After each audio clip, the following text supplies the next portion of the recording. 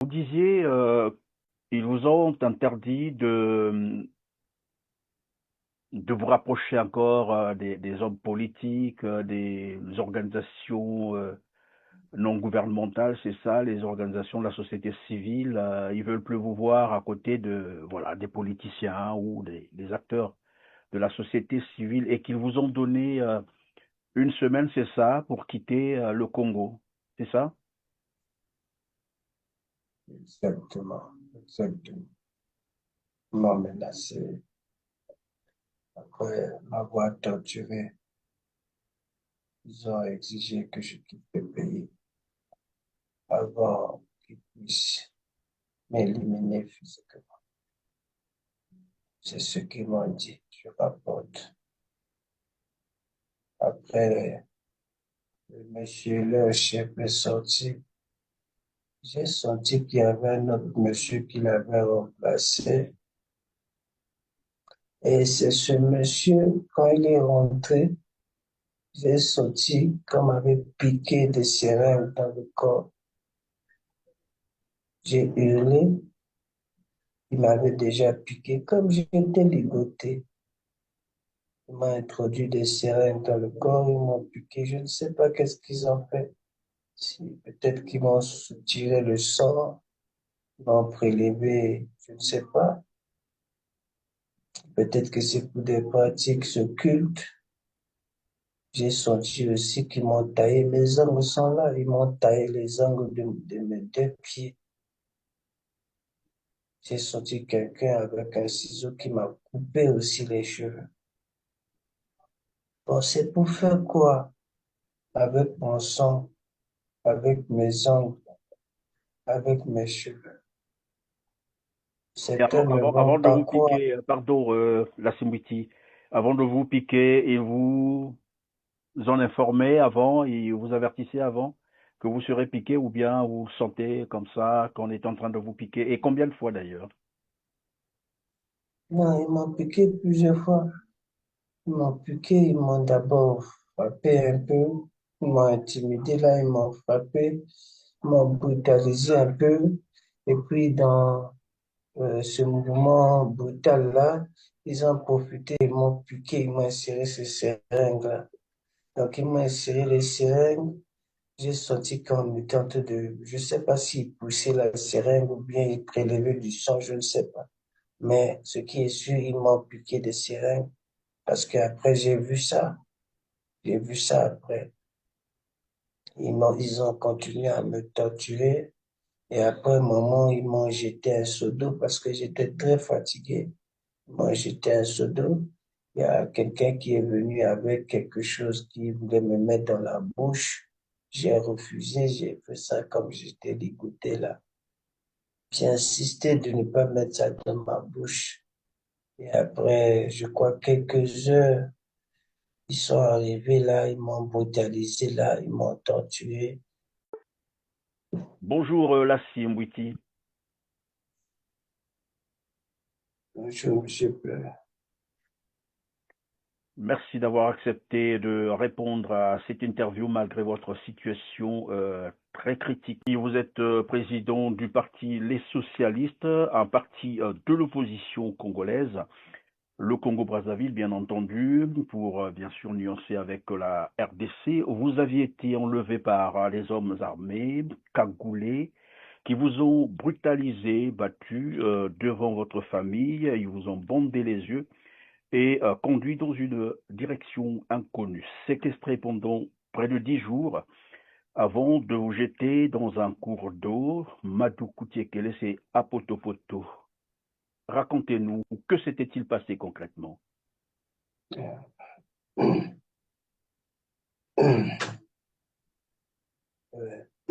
Merci, merci, monsieur Perrin. Merci beaucoup. Merci, merci au peuple congolais. Merci à tous ceux qui se sont mobilisés pour que je sois en vie aujourd'hui. Veuillez m'excuser, j'ai une forte fièvre en ce moment. J'ai des maux de ventre. Surtout que je suis en pleine perfusion. Oui, effectivement. Et pendant que vous allez Effectivement, continuer la Simwiti, vous avez dit, vous faites une forte fièvre maintenant. Et en dehors de la fièvre, qu'est-ce que vous ressentez encore? j'ai des maux de ventre très forts, je fais des diarrhées. Aujourd'hui, j'ai fait plusieurs fois la diarrhée, par exemple, plus de 10 fois, j'étais aux toilettes, près de 10 fois. Je fais des diarrhées bizarres. Bon, vous savez que j'ai fait aussi plusieurs jours sans manger. Je n'avais rien dans mon ventre. Vous dites tout le temps que vous avez été séquestré, ils vous ont pas alimenté, c'est ça? Non, je n'ai pas alimenté, mais à la dernière minute, ils ont voulu me forcer.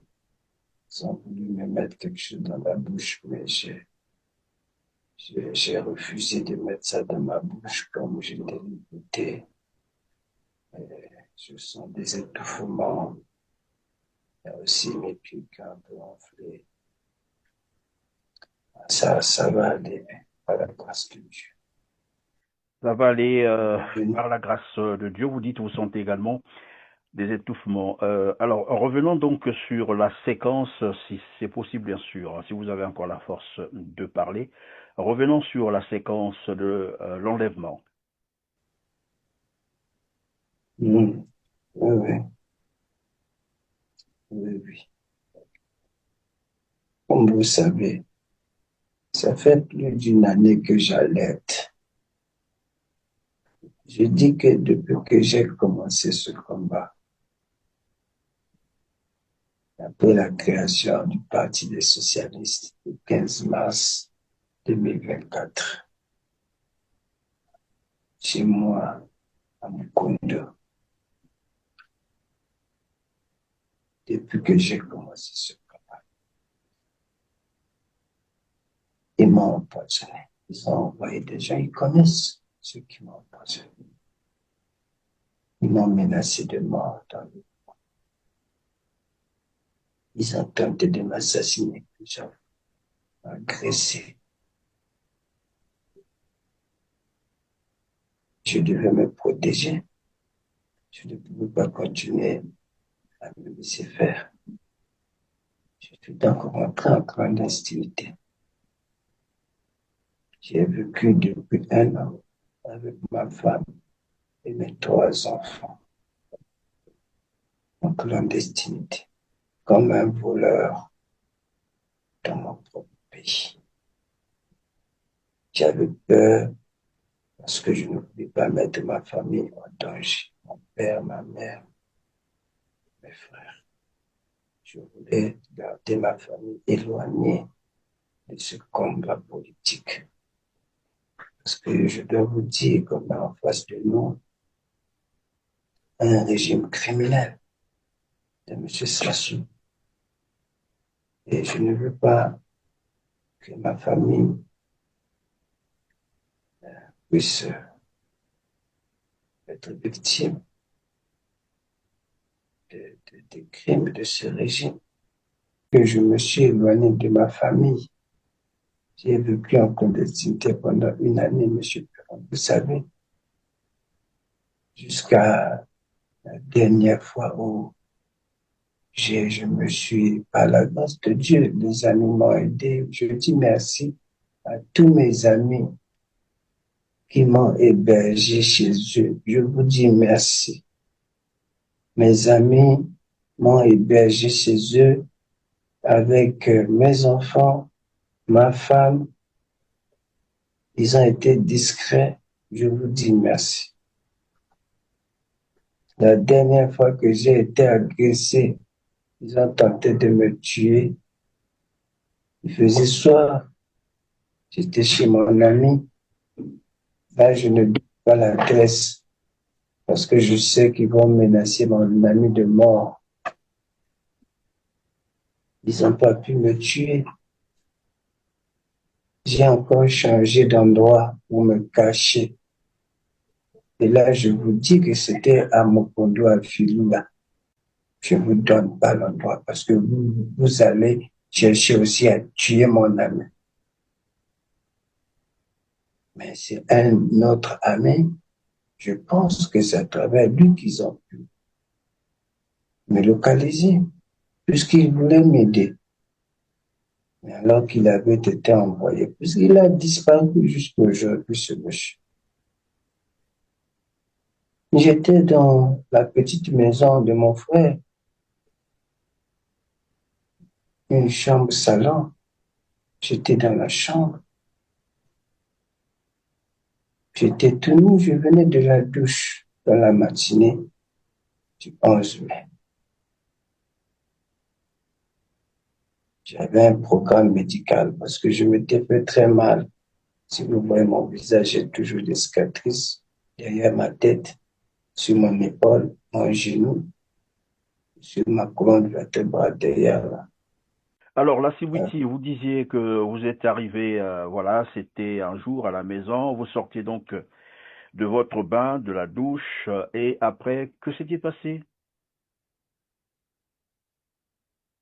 ouais, j'étais donc dans la chambre, en train de m'habiller. Quand ils sont arrivés à la maison, ils m'ont localisé. Ils sont arrivés, je m'habillais. Ils m'ont imprégné, ils m'ont sorti nu, ils m'ont emmené au salon devant mes enfants et ma femme. Ils m'ont brutalisé pour me neutraliser. Ils étaient cinq ou six, cinq en civil, armés, et ils étaient cagoulés. Donc, ils étaient armés et cagoulés en noir. Ils ont porté des cagoules en noir. Ils m'ont brutalisé, ils m'ont menotté, ils m'ont bandé le visage. Donc, tout nu comme j'étais en petite culotte, ils m'ont embarqué dans leur véhicule. Ils ont dit à ma femme qu'ils devaient m'interroger. C'est ce qu'ils ont dit, j'ai entendu ça. Et c'est ma femme qui m'a dit après que leur véhicule avait été de couleur noire, un véhicule de couleur noire. C'est ce que ma femme m'a dit, en tout cas. Elle m'a dit que le véhicule était de couleur noire. C'est ce qu'elle m'a dit. Moi, je n'avais pas vu ce véhicule-là puisqu'il m'avait déjà bandé le visage. Donc, j'avais le visage bandé. Je ne pouvais pas voir de véhicule. Donc, je ne savais pas de quel véhicule il s'agissait. Non, ça, je ne connaissais pas. Donc, ils sont partis avec moi comme ça. On a roulé pendant des heures, Monsieur Perrin. Pendant des heures, je ne pouvais pas calculer le temps, mais on a mis du temps. Nous avons roulé pendant des heures. C'était très loin jusqu'à ce que nous sommes arrivés. Ils m'ont mis dans une salle qui était très calme. Il n'y avait pas de bruit, même pas le bruit d'une mouche ou d'un moustique. Je n'entendais rien, même pas les voix humaines. Ils m'ont attaché sur une chaise avec une corde. Comme ils m'avaient bandé la bouche, ils m'ont enlevé le bandeau sur la bouche. C'est là où j'ai entendu des gens parler une langue que je n'ai jamais entendue. Bon, je ne sais pas, il s'agissait de quelle langue. C'est comme si c'était des étrangers, je ne sais pas, qui étaient avec des Congolais, puisque leur chef était des Congolais. Mais ceux qui m'ont enlevé le bandeau sur la bouche, comme je vous ai dit, je les ai suspectés qu'ils communiquaient dans une langue que je ne comprenais pas. C'est ce que je suis en train de dire. Après, ils m'ont enlevé ce bandeau sur la bouche, ils ont dit enlever ça, sinon il ne va pas respirer. J'étais sur une chaise attachée, toujours mon visage bandé.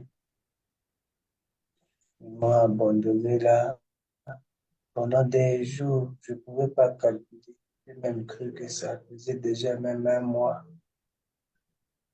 Pendant des heures, des jours, Pardon, vous êtes en sans train de rien dire quand vous êtes manger. arrivé, pardon, vous êtes arrivé, vous dites dans une salle, après avoir roulé pendant des heures, ça veut dire que c'est très loin, et vous êtes arrivé, on vous a fait entrer dans une salle où vous n'entendiez plus rien, même pas, voilà, les mouches qui pouvaient voler, pas des, voilà, des voix humaines. Et donc, un milieu beaucoup calme, beaucoup calme. Et on vous a donc installé sur une chaise, on vous a attaché, ligoté sur voilà cette chaise. Et vous êtes resté sur cette chaise pendant tout le temps qu'on vous a séquestré, les 10 jours. Je suis resté là, je ne sais pas le nombre de jours. Pour moi, je croyais que ça faisait même un mois. Mais je suis resté là pendant longtemps. J'ai uriné sur place, comme j'avais mangé avant. J'ai fait les selles sur place. J'étais nu comme vous m'avez vu là, avec ma petite culotte. Dieu merci, ils m'avaient jeté un seau d'eau sur le corps quand ils sont arrivés. Après quelques jours,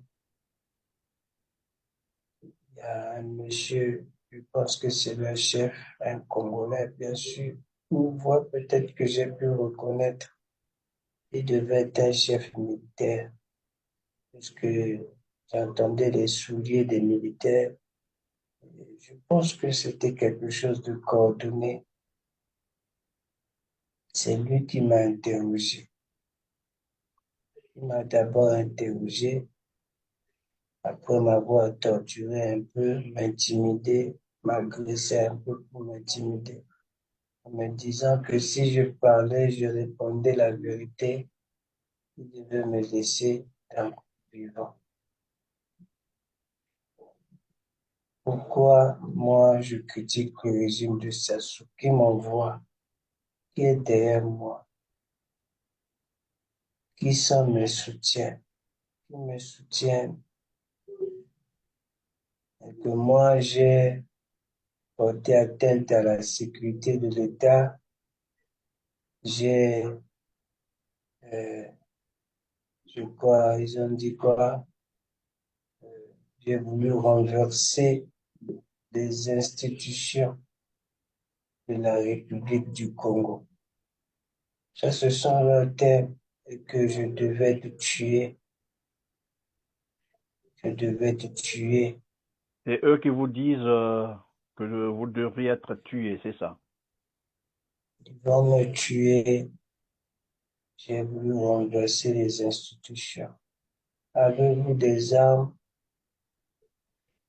Est-ce que vous avez des armes de guerre? Est-ce qu'il y a des étrangers derrière vous? Vous avez appelé au renversement des institutions. Vous avez porté atteinte à la sécurité de l'État. Moi, là, si j'ai porté atteinte à la sécurité de l'État, c'est ça sous la sécurité de l'État. Ça sous Nguesso, c'est l'État congolais. Je me suis posé des questions. Je n'ai pas voulu répondre. Ils m'ont agressé, ils m'ont intimidé. J'ai répondu ce que je pouvais répondre. Je ne peux pas tout vous dire ici, tout le traitement qu'ils m'ont. Ce sont des criminels. Non, mais on a tout de même besoin de savoir parce qu'on ne sait jamais. C'est toujours bien que le monde sache ce qu'on vous a fait là-bas, comment on vous a traité. Vous dites, quand vous êtes arrivé, on vous a installé sur la chaise, voilà, ligoté sur la chaise, tel qu'on vous avait pris à la maison, c'est-à-dire avec votre petite culotte, et vous êtes resté pendant toute cette période donc de séquestration, les 10 jours, vous êtes resté comme ça, pas de chemise, rien du tout, rien qu'avec votre petite culotte attachée sur la chaise, c'est ça. Complètement nus, ils m'ont humilié. Je n'ai plus de dignité à cause du Congo, à cause de mon amour pour le Congo. Parce que j'ai décidé de dire la vérité.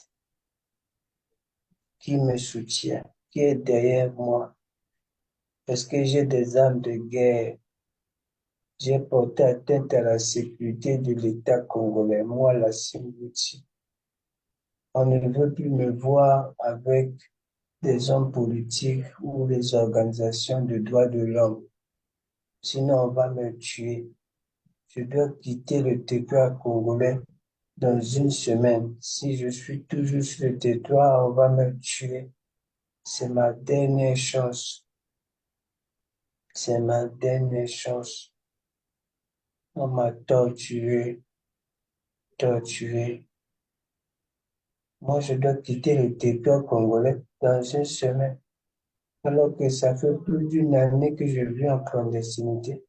Vous disiez, ils vous ont interdit de vous rapprocher encore des hommes politiques, des organisations non gouvernementales, c'est ça, les organisations de la société civile. Ils veulent plus vous voir à côté de, voilà, des politiciens ou des acteurs de la société civile et qu'ils vous ont donné une semaine, c'est ça, pour quitter le Congo. C'est ça? Exactement, exactement. Ils m'ont menacé après m'avoir torturé. Ils ont exigé que je quitte le pays avant qu'ils puissent m'éliminer physiquement. C'est ce qu'ils m'ont dit. Je rapporte. Après, le monsieur, leur chef est sorti. J'ai senti qu'il y avait un autre monsieur qui l'avait remplacé. Et c'est ce monsieur, quand il est rentré, j'ai senti qu'on m'avait piqué des seringues dans le corps.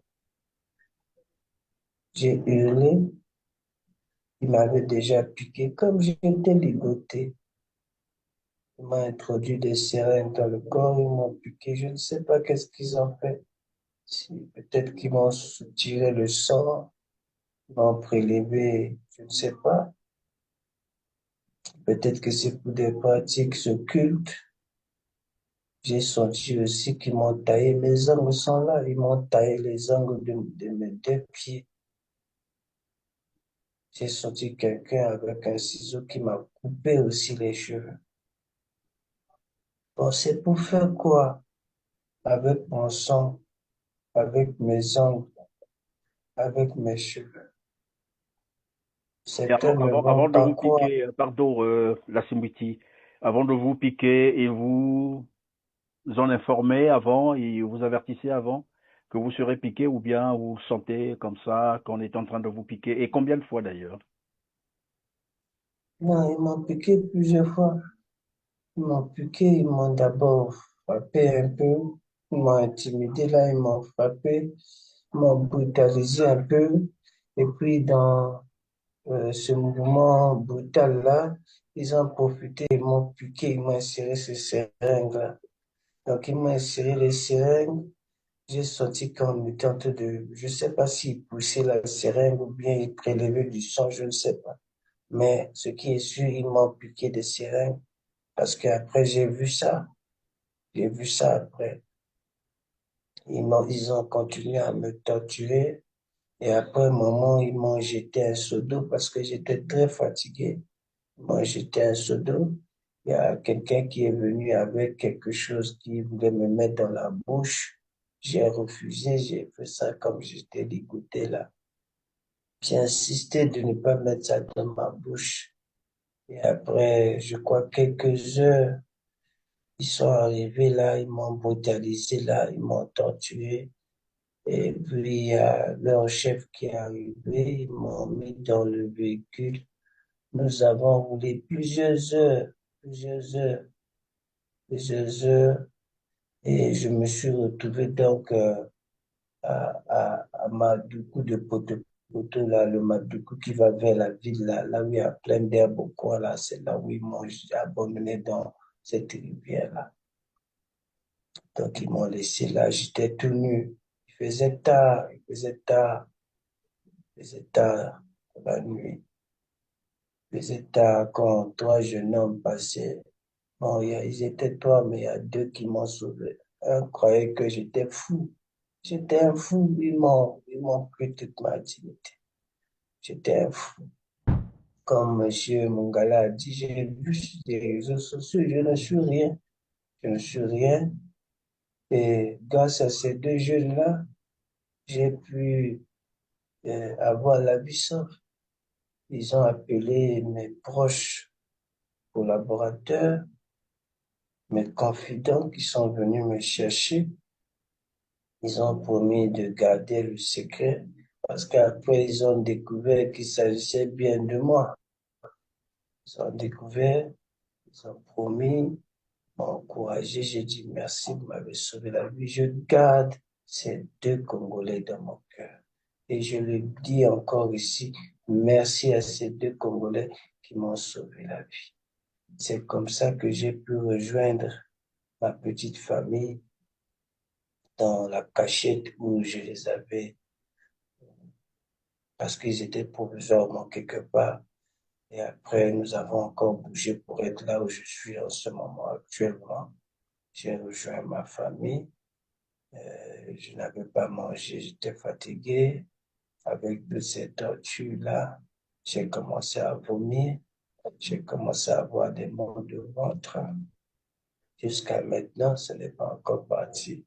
J'ai commencé à avoir des étouffements. Des étouffements, je ne respire pas bien. Je sens, c'est comme si il y a une boule dans ma gorge ici, comme si j'ai une boule. Donc, si je marche quelques mètres, je me sens un peu essoufflé. C'est comme si, voilà, il me manque un peu l'oxygène là. C'est ce que je ressens. Et bon, les gens réagissent de partout, hein. C'est comme ça que j'ai fait venir mon grand qui est médecin, qui a beaucoup aidé ma famille. C'est lui qui est venu. Il m'a administré mes promesses. Je suis la sous perfusion. C'est là, j'en ai plus combien? Ce ne sont pas des perfusions. J'en ai ici, j'en ai plus. Il est venu, il a pris soin de moi, il m'a donné des antibiotiques, des perfusions. Même si pour l'instant je l'ai dit, pour des raisons de sécurité, je ne sors pas. Depuis que vous avez regagné la maison, vous continuez à sentir les menaces.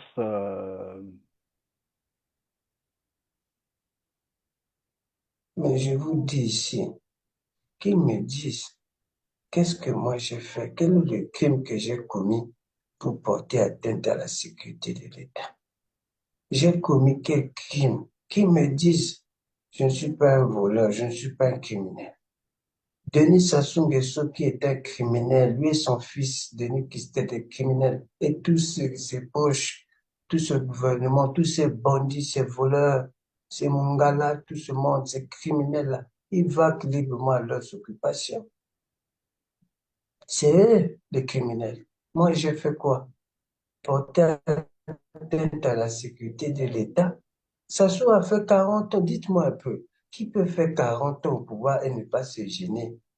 Qui c'est qui ça? Est-ce que ça souhaite un être humain? 40 ans au pouvoir, mais il ne se gêne pas. Non, soyons sérieux. Moi, j'ai fait quoi? Quel crime que j'ai commis? Hein? Et je suis Monsieur Mongala, je viens de le suivre sur les réseaux. Il dit qu'on ne me connaît pas et que mon parti politique n'est pas répertorié. Lui, Mongala, il a quand même, ça ne fait rien. On ne me connaît pas, mon parti politique n'est pas répertorié. Merci. Répertorié où? Auprès de quel gouvernement? Ils ne savent pas que leur gouvernement est légitime. Comme je ne suis rien, et comme ils ont décidé, eux, de me chasser de ce pays, je ne veux pas quitter ce pays. Je ne veux pas quitter ce pays, Monsieur Perrin. Je ne veux pas aussi quitter ce pays. Parce que hier, dans la journée d'hier, je vais vous envoyer les preuves. Nous allons commencer avec les preuves. Comme moi, je ne suis rien, je vais les montrer les preuves. Hier, ils m'ont menacé. Dieu merci, un militaire en tenue. J'ai pris les captures d'écran sur WhatsApp qui me dit que moi, je n'écoute pas et que ils sont à ma recherche, ils vont m'éliminer physiquement. Ils regrettent de m'avoir libéré. J'ai les preuves avec moi. de Ça ces veut dire menaces. Tu sais combien de peuples de menaces? il continue à proférer les menaces à ton encontre, c'est-à-dire ils veulent t'éliminer coûte que coûte, c'est ça? Mais ils ont dit que je dois quitter le pays dans une semaine. Moi, j'ai porté atteinte à la sécurité de l'État, on doit me tuer. L'État, c'est Sassou. Il faut qu'on le dise. Il est temps de libérer notre pays de la dictature du criminel Denis Sassou Nguesso. Et c'est ce que les Congolais doivent savoir. Nous devons nous lever comme un seul peuple pour dire à Sassou Nguesso que c'est un voleur, c'est un criminel, et il est temps pour lui d'arrêter. On doit le stopper. C'est vrai, aujourd'hui, j'ai été humilié. J'ai été humilié. Merci. Je ne suis rien. Tu étais trimballé nu. Merci. Je ne suis rien. Lassim Witi, vous avez dit, en fait, en récapitulatif, hein, c'est ça. Je vais simplement récapituler. Vous nous avez dit que le 11 mai 2025, vous avez été enlevé chez vous. Vous vous trouviez dans votre chambre après une douche. C'est dans votre chambre qu'on est venu vous chercher. On vous a menotté, bandé les yeux, brutalisé devant la famille. Et voilà comment on vous a conduit dans une destination inconnue, séquestré pendant 10 jours avant qu'on ne vienne vous jeter dans un cours d'eau Madoukoutiekele. Et là où on vous avait séquestré, vous avez été torturé, vous avez dit. On vous a même injecté plusieurs fois et vous ne savez pas quelles sont les substances qu'on vous injectez. Et on a même voulu vous faire, je ne sais pas si fumer ou faire mâcher quelque chose que vous avez finalement, vous avez résisté, vous n'avez pas voulu manger ça. Et maintenant, vous êtes toujours sous les menaces.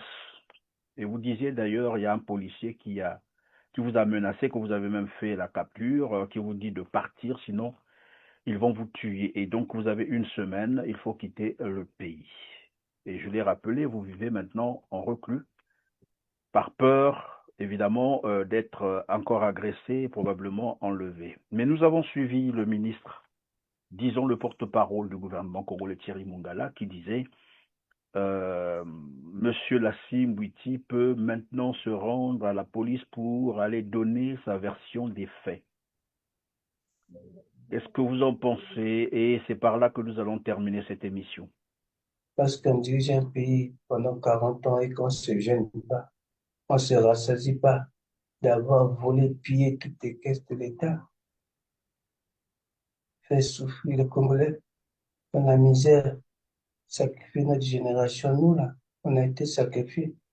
Et vous, Mongala, vous voulez aussi sacrifier la génération de nos enfants. Nous n'allons pas vous laisser sacrifier la génération de nos enfants. Et Lassine Bouti va se battre pour sauvegarder la génération de ses enfants. L'avenir du Congo, je me battrai, je n'abandonnerai jamais. Cette épreuve me rend plus fort que jamais, me rend plus fort. Je n'abandonnerai jamais. Je serai toujours prêt à sacrifier ma vie pour le Congo, pour mon pays. C'est la volonté de Dieu. Monsieur Mongala, vous qui êtes le porte-parole de Sassou Nguesso, j'ai été humilié pour le Congo. Le Congo va me rendre cette dignité, Monsieur Mongala. C'est ce que je dois vous dire, super. Et je crois que mon parti politique, les socialistes, va faire des déclarations prochainement par la grâce de Dieu.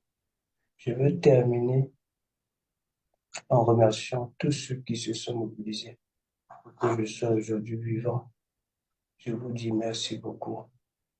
Les Congolais, le peuple congolais que j'aime beaucoup, la diaspora, les leaders politiques de l'opposition que j'appelle à l'unité, à l'unité.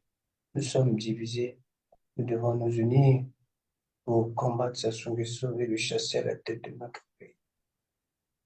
Je vous dis merci, tous les leaders de l'opposition, M. Mirassa, tous ceux qui ont soutenu Bassine Petit, les médias, je vous dis merci. Merci à tous ceux qui ont réagi également. Je ne peux pas citer tous les noms, mais j'ai vu, j'ai été vraiment soulagé voir que malgré tous ceux qui pensent que le règne de Sassou ne finira jamais, tous ceux qui croient que le peuple congolais est divisé, mais je crois qu'ils ont la réponse aujourd'hui avec la Bouti vivant. Ils ont la réponse de la victoire du peuple. Que si nous unissons nos forces, si nous décidons de nous engager, de nous mobiliser pour libérer notre pays du régime criminel de M. Sassou et de sa famille et de tous ses proches qui ont détruit notre pays, nous allons justement aller vers une vraie démocratie. Et je profite de dire, oui, M. Mongala a dit que je dois aller dans un poste de police. Quel poste de police? Aucun service n'est compétent en République du Congo de Sassou Nguesso. Aucun. Quelle police? Il y a une police au Congo? Près de 10 fois. On a pris mes plaintes au parquet de Kongakala, on a jeté dans les toilettes. C'est ça. Je n'ai eu aucune suite. Ils ont dit qu'ils n'ont pas vu mes plaintes là-bas, non? C'est ça. C'est toujours ça. Ils pensent qu'ils sont Dieu, ils connaissent tout, ils contrôlent tout. C'est ce qu'ils pensent. Ils sont orgueilleux.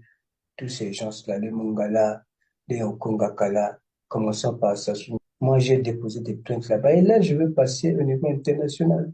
Je vais déposer des plaintes sur le plan international. Pas à la justice de Sassou Nguesso. Pour l'instant, c'est la justice de Sassou. Il n'y a pas de justice au Congo. Vous avez vu le traitement que j'ai reçu. Le Congo de Sassou Nguesso est un Congo injuste. Et nous devons balayer tous ces criminels-là.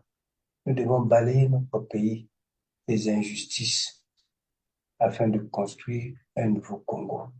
Je me soigne avec mon médecin personnel et je sais que Dieu va me garder. Même si je meurs demain, les Congolais vont me dire merci un jour.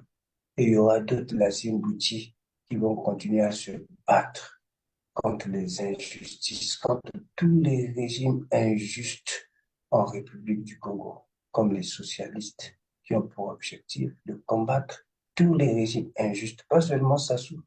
Même demain, s'il y a un autre président qui arrive, on va le combattre s'il est injuste.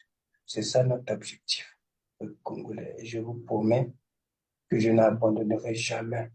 J'aime le Congo, j'aime le Congolais, je vous aime et je suis prêt à me sacrifier, comme vous avez vu pour le Congo, pour mon pays que j'aime autant, pour les Congolais que j'aime.